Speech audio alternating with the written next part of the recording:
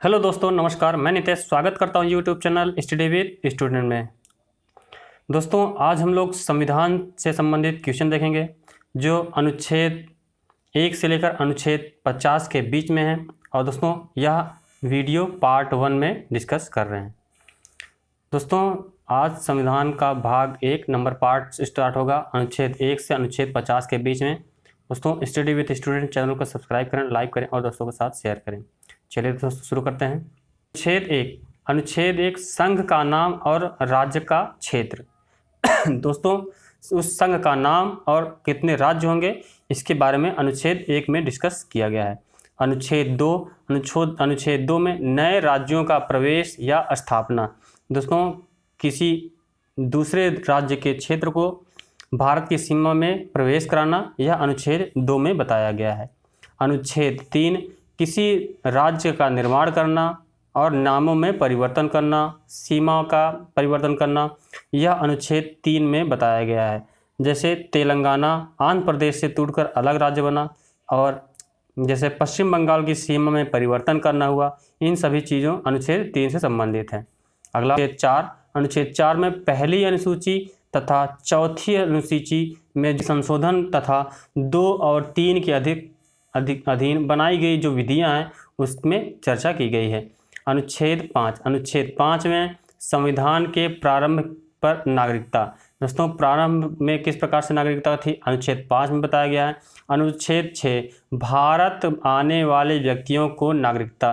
जैसे 1950 से पहले जो भारत वापस आ गए थे, 1947 के बाद पाकिस्तान चले गए थे, उसके बाद भारत आ गए थे, उनको नागरिकता मिलेगी।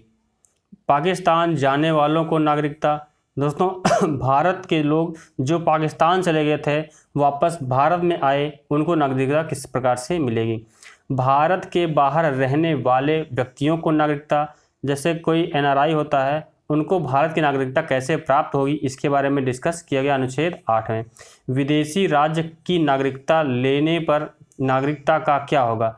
दोस्तों, हमारे देश में इकहरी नागरिकता है। अगर कोई व्यक्ति दूसरे देश की नागरिकता ग्रहण कर लेता है तो हमारे देश की नागरिकता स्वतः ही समाप्त हो जाती है। अगला है अनुच्छेद 10 नागरिकता के अधिकारों का बना रहना। दोस्तों, नागरिकता का अधिकार किस प्रकार से बना रहेगा, यह हमारी नागरिकता किस प्रकार से रहेगी, यह अनुच्छेद 10 में डिस्कस किया गया है। अनुच्छेद 11 संसद द्वारा नागरिकता के लिए कानून का विनिमय। तो इसमें संसद के द्वारा जो भी नियम कानून बनाए जाते हैं वह इसमें डिस्कस किया गया है। अनुच्छेद 12 में राज्य की परिभाषा के बारे में बताया गया है, किस प्रकार से राज्य होंगे। अनुच्छेद 13 मूल अधिकारों को असंगत या अल्पीकरण करने वाली विधियां। जो मूल अधिकार हैं उनको अगर असंगत हैं तो उनका अल्पीकरण करने के लिए अनुच्छेद 13 का डिस्कस है। अनुच्छेद 14 विधि के समक्ष समता, जो सभी के लिए कानून समान है। अनुच्छेद 15 जाति धर्म लिंग के आधार पर जो शिक्षा का है उसमें। अनुच्छेद 16 लोक नियोजन के अवसर पर समानता, सभी को समान अवसर मिले, इसके लिए अनुच्छेद 16 है। अनुच्छेद 17 अस्पृश्यता का अंत, छुआछूत का अंत अनुच्छेद 17 में है। अनुच्छेद 18 उपाधियों का अंत अनुच्छेद 18 में है। अगला है अनुच्छेद 19 वाक्य की स्वतंत्रता, मतलब बोलने की स्वतंत्रता। इसमें जितनी भी स्वतंत्रताएं हैं या मीडिया संबंधित जितनी भी स्वतंत्रता हैं सभी अनुच्छेद 19 में हैं। अनुच्छेद 20 अपराध के दोष सिद्धि के संबंध में संरक्षण, जब तक अपराध सिद्ध नहीं हो जाता उसमें संरक्षण दिया जाता है। अनुच्छेद 21 प्राण एवं दैहिक स्वतंत्रता, हमारे प्राण की और हमारे शरीर की सुरक्षा की स्वतंत्रता अनुच्छेद 21 में डिस्कस किया गया है। अनुच्छेद 21 का 6 से 14 वर्ष के बच्चों को शिक्षा का अधिकार होता है, अनुच्छेद 21 का में बताया गया। अनुच्छेद 22 कुछ दशाओं में गिरफ्तारी से संरक्षण, जो विशेष परिस्थितियां होती हैं उसमें गिरफ्तारी से बचा जा सकता है, अनुच्छेद 22 में बताया गया है। अनुच्छेद 23 मानव के दुर्व्यापार और बाल आश्रम, मानव के दुर्व्यापार और बाल आश्रम से संबंधित अनुच्छेद 23 में अनुच्छेद 24 कारखानों में बालकों का नियोजन का प्रतिशत, जो बालक हैं उनको कारखानों में काम करने की मनाही है। अनुच्छेद 25 धर्म का प्रचार और प्रसार करने की स्वतंत्रता।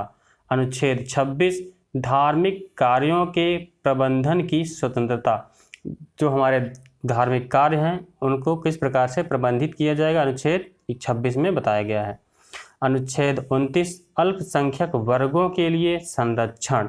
और अनुच्छेद 30 शिक्षण संस्थानों में और प्रशासनिक करने शिक्षा संस्थानों की स्थापना और प्रशासन करने का अल्पसंख्यक वर्ग को अधिकार है। अनुच्छेद 32 अधिकारों को प्रवर्तित करने के लिए एक सुप्रीम कोर्ट के द्वारा इसमें दायर की जाती है, 5 प्रकार की रिट दायर की। अगला है अनुच्छेद 36, इसमें परिभाषा बताई गई है। जो अनुच्छेद 30 में हमारे DPSP नीति निर्देशक तत्व जो हैं इनकी परिभाषा बताई गई है, directive principle of state policy. अनुच्छेद 40 ग्राम पंचायतों का गठन बताया गया है। अनुच्छेद 48 कृषि तथा पशुपालन संगठन किस प्रकार से होगा, यह अनुच्छेद 48 में बताया गया है। अनुच्छेद 48 का पर्यावरण वन तथा वन्य जीवों का रक्षा करना, अनुच्छेद 48 के का में बताया गया है। अनुच्छेद 49 राष्ट्रीय स्मारक संस्थान तथा वस्तुओं का संरक्षण किया जाएगा, अनुच्छेद 49 में बताया गया है। और अनुच्छेद 50 कार्यपालिका तथा न्यायपालिका दोनों अलग अलग कार्य करेंगे, कार्यपालिका तथा न्यायपालिका। ओके दोस्तों, आज के लिए इतना ही।